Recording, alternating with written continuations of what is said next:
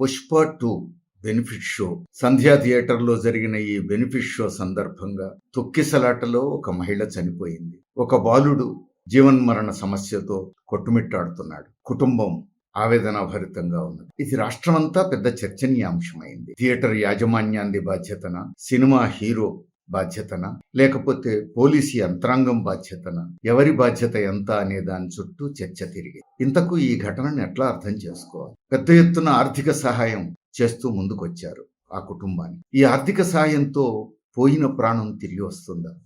రాదు. ఆ కుటుంబం ఆవేదన పోతుందా? పోదు. అయినా ఒక ఘటన జరిగింది కాబట్టి ఎంతో కొంత నష్టపరిహారం అదో భాగం. మొత్తం మీద ఈ ఘటనను ఎట్లా అర్థం చేసుకో? అసలు ఒక మహిళ కింద పడిపోయినప్పుడు తోటి మనిషిగా ఆ చుట్టూ ఉన్నవాళ్ళు ఆ మహిళను రక్షించే బదులు ఆ మహిళను తొక్కుకుంటూ ఎందుకు వెళ్ళి అంటే అదొక హిస్టీరియా, ఒక తొక్కిసలాట అంట. ఎందుకు ఆ తొక్కిసలాట జరిగింది? ఎందుకు ఆ హిస్టీరియా, మాస్ హిస్టీరియా వచ్చింది? ఎవరు సృష్టించిన మాస్ హిస్టీరియా? ఎందుకు మాస్ హిస్టీరియాను సృష్టించారు? ఏ ప్రయోజనం కోసం? ఇవన్నీ ప్రశ్నలే. ఒక సినిమా విడుదలైంది, దానికి బెనిఫిట్ షోలు ఎందుకు? ఆ బెనిఫిట్ షోకు తాను నటించిన సినిమాను తానే చూడడానికి ఒక హీరో రావాల్సిన అవసరం ఏమి? ఇవి ప్రశ్నలే. అందుకని అసలు ఈ ఘటనను కేవలం ఒక బెనిఫిట్ షో, ఒక హీరో వచ్చాడు, తొక్కేసలాట జరిగింది, ఒక మహిళ చనిపోయింది, అంతవరకే చూడాలా? దీన్ని ఇంకాస్త లోతుగా పరిశీలించాల్సింది ఏమైనా ఉన్నదా? ఇవన్నీ ఒక భాగం. ఇంత జరుగుతుంటే మరి పోలీసు యంత్రాంగం ఏం చేసినట్టు? పోలీసు యంత్రాంగం అసలు ఆ బెనిఫిట్ షోకు సినిమా హీరో అక్కడికి రావడానికి మేము అనుమతించలేదు అంట. ఆ విషయం నాకు తెలియదు అని సినిమా హీరో అంటున్నారు. మరి ఎవరిదిలో ఎందుకు జరిగింది ప్రమాదం? ఇది ఒక ముఖ్యమైనటువంటి. అయితే ప్రమాదం అంటున్నాం, మరి ప్రమాదాలు చెప్పొస్తాయి. ప్రమాదాలు ఎప్పుడు చెప్పిరావు, అందుకే అది ప్రమాదం అంటాం. చెప్పిరాని ప్రమాదానికి ఎంతో కొంత నష్టపోయిన వాళ్ళను ఆదుకునే బాధ్యత ఉంటుంది కాబట్టి నష్టపరిహారం అంటాం, సహాయం అంటాం. కానీ ఇక్కడ జరిగిన ప్రమాదం అనుకోకుండా జరిగిందా? సృష్టించుకున్న ప్రమాదం. అనుకోకుండా జరిగే ప్రమాదాన్ని ఎవరమైనా మానవతా దృక్పథంతో చూస్తాం. నష్టపోయిన వాళ్ళను ఆదుకోవడం ఎట్లా అని చూస్తాం. అలాంటి ప్రమాదాలు మళ్ళీ మళ్ళీ పునరావృతం కాకుండా తీసుకోవాల్సిన జాగ్రత్తల గురించి ఆలోచిస్తాం. మరి సృష్టించుకున్న ప్రమాదం అయితే అప్పుడు ఆ ప్రమాదం ఎవరు సృష్టించినట్టు? ఎందుకు సృష్టించినట్టు? ఏ ప్రయోజనాన్ని ఆశించి సృష్టించినట్టు? ఆ ప్రమాదం సృష్టించడం అనంటే దాని పర్యవసానాల గురించి ఏమీ తెలియకుండానే అలాంటి వాతావరణం సృష్టించినట్ట? ఇవన్నీ కూడా మనం సమాధానం వెతకాల్సినటువంటి ప్రశ్నలే. అయితే ఒక మనిషి చచ్చిపోయినా పర్వాలేదు అని ఒక సినిమా హీరో అనుకుంటాడా? అట్లా చెప్పలేదు. ఒక మనిషి చచ్చిపోయినా పర్వాలేదు అని ఒక సినిమా థియేటర్ యజమాని ఉద్దేశపూర్వకంగానే ఇట్లా భావిస్తారా? అట్లా కూడా అనుకోలేదు. అందరూ మనుషులే కదా. కాబట్టి మనిషి చచ్చినా పర్వాలేదు అని అంత బాధ్యతారహితంగా అట్లా అనుకుని చేశారని ఎవరూ అనలేదు. మరి ఎందుకు జరిగింది ఈ ఘటన? ఇది అసలు సమస్య. సినిమా తీశారు, ఆ సినిమాను ప్రమోట్ చేయాలనుకున్నారు, ప్రచారం చేసుకోవాలనుకున్నారు, జనమందరూ బాగా చూసేటట్టుగా ఒక హైప్ క్రియేట్ చేయాలనుకున్నారు. తద్వారా సినిమా బాగా ఆడితే బాగా సంపాదించవచ్చు అనుకున్నారు, బాగా లాభాలు గడించాలనుకున్నారు. కాబట్టి ఈ హైప్ క్రియేట్ చేయడంలో భాగంగానే బెనిఫిట్ షో. ఆ బెనిఫిట్ షోకు ఆ సినిమాలో హీరోగా నటించినటువంటి నటుడు స్వయంగా వచ్చి ఆ సినిమా చూడటం, ఇది జరిగిన ఘటన. అంటే పెద్ద ఎత్తున పెట్టుబడి పెట్టి ఒక సినిమా తీయటం, ఆ సినిమా బాగా ఆడేటట్టు చూసుకోవటం, బాగా సంపాదించడం, ఇది సారం. దానికోసం జరిగినటువంటి కార్యక్రమంలో ఈ ఘటన జరిగింది. మరి దీన్ని ఇంతవరకే చూడొచ్చా? ఇంకొంచెం లోతుగా ఏమైనా అర్థం చేసుకోవాల్సింది ఉన్నదా? అంటే పెద్ద ఎత్తున పెట్టుబడి పెట్టింది కదా. మరి పెట్టుబడి పెట్టిన తర్వాత ఆ పెట్టుబడికి తగినట్టుగా పెద్ద ఎత్తున లాభం కావాలని కూడా కోరుకుంటారు కదా. కాబట్టి హైప్ క్రియేట్ చేస్తారు కదా. మొదటి రోజు ఎక్కువ డబ్బులు పెట్టి సినిమా చూసే వాళ్లను ఆకర్షిస్తారు కదా. పెద్ద ఎత్తున జనాన్ని ఆకర్షిస్తారు కదా. అదొక పెద్ద వార్తగా మారి సినిమా బాగా నడవాలనుకుంటారు. తప్పేముంది? అందుకు సినిమా హీరోను కూడా వినియోగించుకుంటారు కదా. తప్పేముంది? ఈ వాదన కూడా మనకు సహజమే అనిపిస్తుంది. నిజమే, ఇలాంటి వాదనే వస్తుంది. తప్పేముంది? పెట్టుబడి పెట్టారు, పెట్టుబడి పెట్టిన తర్వాత లాభం సంపాదించుకోవాలి కదా, దానికోసం వాళ్ళ ప్రయత్నం వాళ్ళు చేస్తారు కదా అనే వాదన కూడా సహజంగానే ఈ సమాజంలో వస్తుంది. ఎందుకు వస్తుంది? ఈ సమాజంలో పెట్టుబడి పెట్టడం చట్టబద్ధమైన హక్కు కాబట్టి, ఆ పెట్టుబడి మీద లాభం సంపాదించడం చట్టబద్ధమైన హక్కుగానే, రాజ్యాంగబద్ధమైన హక్కుగానే ఉన్నది కాబట్టి అందుకని అదేమీ తప్పని అనిపించదు. ఎవరికి? సహజమే కదా, పెట్టుబడి పెట్టినోడు ఉట్టిగానే పెడతాడా? పెట్టిన తర్వాత లాభం ఆశిస్తాడు కదా, ఆ లాభం కోసం ఇట్లాంటివేదో చెయ్యాలి కదా అంటారు. కానీ సమాజంలో మనుషులకు అవసరమైన సరుకులు ఉత్పత్తి చేసి అమ్ముకొని లాభాలు సంపాదించడం ఒక పద్ధతి. పెట్టుబడిదారీ సమాజంలో సరుకును ఉత్పత్తి చేసి ఆ సరుకుకు అవసరమైన కొనుగోలుదారులను సృష్టించుకోవడం అనేది రెండో పద్ధతి. ఇప్పుడు జరుగుతున్నది అదే. సరుకును ఉత్పత్తి చేస్తారు. నాకు పలానా పద్ధతుల్లో ఉన్న పలానా సరుకు కావాలి, దీనిని ఉత్పత్తి చేయండి అని ఎవరు అడగరు. పెట్టుబడిదారు ఒక సరుకును ఉత్పత్తి చేస్తారు. ఆ సరుకు ఇంత గొప్పది అంత గొప్పది అని చెప్పి దానికి మార్కెట్ను సృష్టించుకునేందుకు ప్రయత్నిస్తాడు. కొనుగోలుదారులను సృష్టించుకుంటాడు. దీనికోసం పెద్ద ఎత్తున ప్రచారం చేస్తాడు. అడ్వర్టైజ్మెంట్ ఏజెన్సీలను ఆశ్రయిస్తాడు, ఖర్చు పెడతాడు. ప్రజలను ఆకర్షించే విధంగా, కొనుగోలుదారులను ఆకర్షించే విధంగా, వినిమయదారులను ఆకర్షించే విధంగా మిరుమిట్లు గొలిపేటువంటి పద్ధతుల్లో దాన్ని చూపించే ప్రయత్నం చేస్తాడు. ఆ సరుకే కొనాలని అనిపించే విధంగా టెంప్ట్ చేస్తాడు. వాళ్ళందరినీ ఉత్తేజపరుస్తాడు, ఆకర్షిస్తాడు. ఇది పెట్టుబడి లక్షణం. పెట్టుబడిదారీ వ్యవస్థలో పెట్టుబడిదారులు చేసే పని. ఇప్పుడు ఈ సినిమా విషయంలో కూడా అదే జరిగింది. పెద్ద ఎత్తున పెట్టుబడి పెట్టి ఒక సరుకును సృష్టించారు. పుష్ప 2 అనే ఒక సినిమాను సృష్టించారు. ఇప్పుడు దాన్ని పెద్ద ఎత్తున జనం చూసేటట్టు చేసుకోవాలి, దానికి ప్రేక్షకులను ఆకర్షించాలి. కాబట్టి ఒక హైప్ క్రియేట్ చేయాలి. హైప్ క్రియేట్ చేసే పని అప్పటికే చాలా చేశారు. చాలా చేయబట్టే రిలీజ్ కాకముందే బాక్సాఫీస్ను బద్దలు కొట్టింది. ఇప్పటి వరకు ఏ సినిమాకు రానింత కలెక్షన్ వచ్చేసిందని చెప్పి చూపించారు. ఇది కూడా హైప్ క్రియేట్ చేయడంలో ఒక భాగం. అరే, ఇంత పెద్ద కలెక్షన్ వచ్చిందా అంటే ఈ సినిమా ఇంకా ఎంత అద్భుతంగా ఉందో అనేటువంటి ఒక అభిప్రాయాన్ని ప్రేక్షకుల్లో కలిగించారు. మీరు మొదటి రోజే చూడదలుచుకున్నారా? ఎంత డబ్బు పెట్టి కొంటారు? మరి చాలా మంది చూడడానికి సిద్ధంగా ఉన్నారు. త్వరపడండి, ముందొచ్చిన వాళ్ళకే టికెట్. ఈ పద్ధతుల్లో ఆకర్షించారు. ఎక్కువ డబ్బు పెట్టి టికెట్లు కొనే విధంగా వాళ్ళందరినీ కూడా టెంప్ట్ చేశారు. ఇంతవరకే అయితే డబ్బున్న వాళ్ళు పోయి చూస్తారు. డబ్బున్న వాళ్ళు పోయి చూడటమే కాదు, ఇదొక పెద్ద వార్త కూడా కావాలి.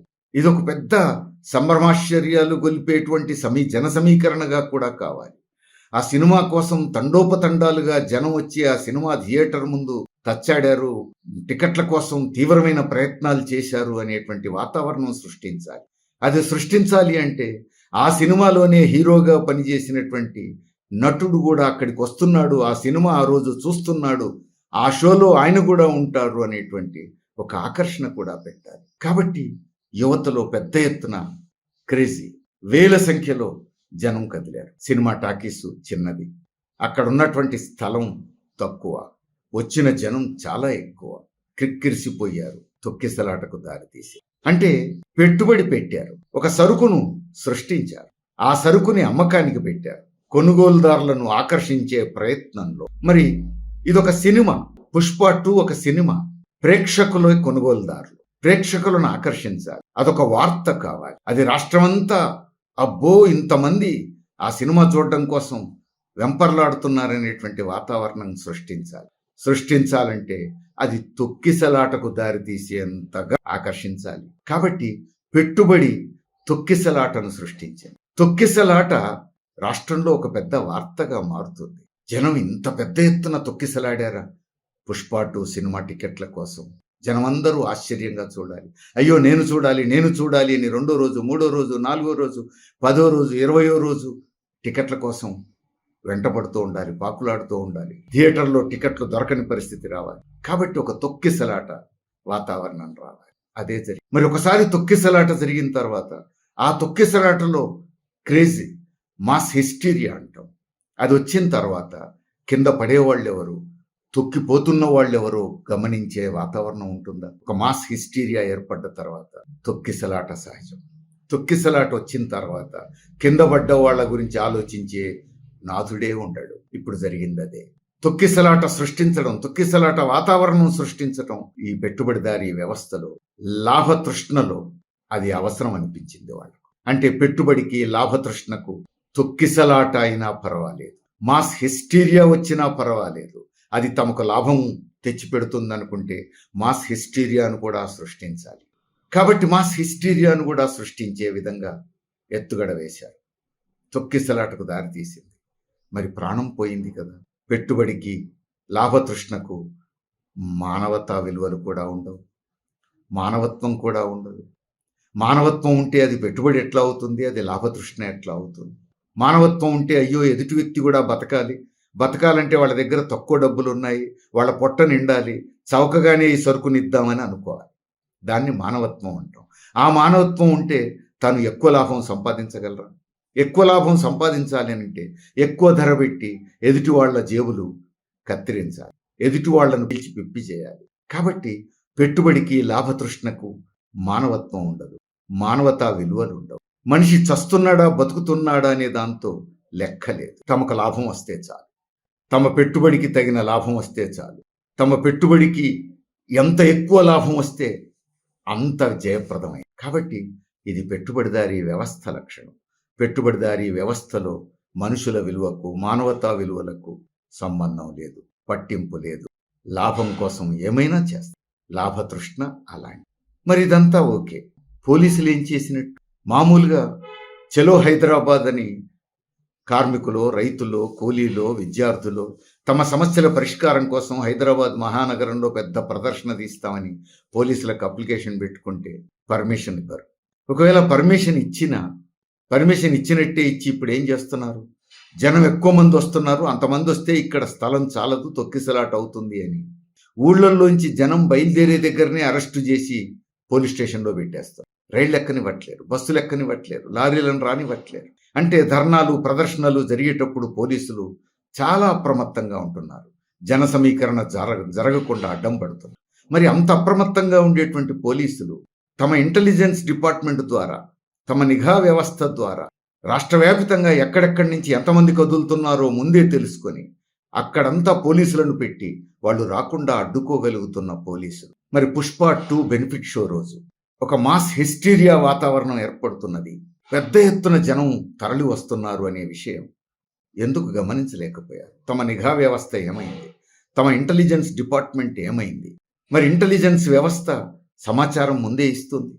పెద్ద ఎత్తున జనం కదులుతున్నారు, ఆర్టీసీ క్రాస్ రోడ్స్లో ఉన్నటువంటి ఆ రోడ్లు కూడా సరిపోవు, ఆ సినిమా థియేటర్ ముందు స్థలం కూడా లేదు, ఇది పెద్ద తొక్కిసలాటకు దారి తీయవచ్చు అని ముందే హెచ్చరిక చేస్తారు intelligence department, law and order డిపార్ట్మెంట్కి.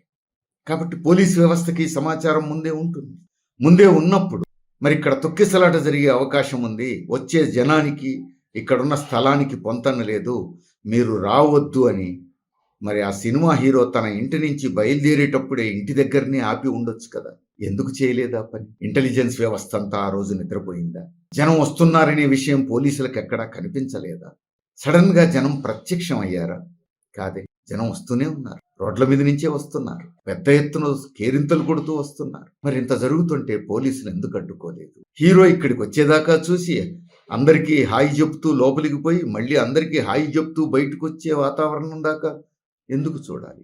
ఇంటి దగ్గరనే హీరో ఇంట్లో బయలుదేరుతున్నప్పుడే మీరు బయలుదేరొద్దు, మీరు బయలుదేరితే అక్కడ తొక్కిసలాట జరుగుతుంది, ప్రమాదాలకు అవకాశం ఉంది, దయచేసి మీరు ఆగిపోండి అని అక్కడే ఆపాలి కదా. ఆ పని చేయలేదు. కారణం ఏమిటి? పెట్టుబడిదారీ వ్యవస్థలో పోలీసు యంత్రాంగం, ప్రభుత్వ యంత్రాంగం కూడా పెట్టుబడి సేవలో తరిస్తారు, పెట్టుబడికే తోడ్పాటును అందిస్తారు, లాభార్జనకే తోడ్పాటును అందిస్తారు. ప్రజా ప్రయోజనాల, పెట్టుబడి ప్రయోజనాల ఈ రెండింటిలో ఏది ముఖ్యం అనుకున్నప్పుడు ప్రభుత్వ యంత్రాంగం పెట్టుబడి ప్రయోజనానికే ప్రాధాన్యతనిస్తుంది, ప్రజా ప్రయోజనాలను ఖాతరు చేయదు. దాని ఫలితమే పోలీసులు కూడా బాధ్యతారహితంగా ఇక్కడ వ్యవహరించడం. అందుకని ఇది పెట్టుబడిదారీ వ్యవస్థ లక్షణం అనే విషయం కూడా మనం అర్థం చేసుకోవాల్సిన అవసరం ఉంది.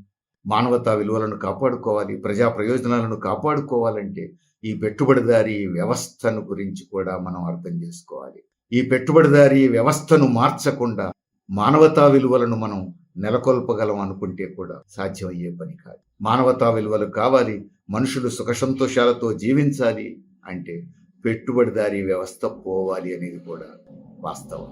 ప్రజలు ఈ విషయం అర్థం చేసుకుంటే తప్ప, ఈ చైతన్యం పొందితే తప్ప జీవితంలో సుఖ సంతోషాలకు తావుండదు. అందుకని పుష్ప 2 లాంటి సంఘటనను చూసి మనం పైన ఆలోచిస్తే పరిష్కారం దొరకదు. ఒక హీరో మీద కేసు పెడితేనో, ఒక థియేటర్ యజమాని మీద కేసు పెడితేనో అది పరిష్కారం అయిపోదు. తాత్కాలికంగా ఒక కుటుంబం నష్టపోయింది కాబట్టి ఆర్థిక సాయం చేసి ఉండొచ్చు, ఆ మేరకు అవసరమే, మంచిదే. కానీ అసలు ఇలాంటి ఘటనలే జరగకూడదు కదా. సమాజంలో మనుషులందరూ సుఖ సంతోషాలతో జీవించాలి కదా. దానికి ప్రధానమైన ఆటంకం ఈ పెట్టుబడిదారీ వ్యవస్థ అనే విషయం కూడా మనకు అర్థం కావాలి. ప్రజలు ఎంత తొందరగా ఈ విషయం అర్థం చేసుకుంటే అంత తొందరగా ఈ సమాజ మార్పు కోసం తమ వంతు కృషి చేయగలరు.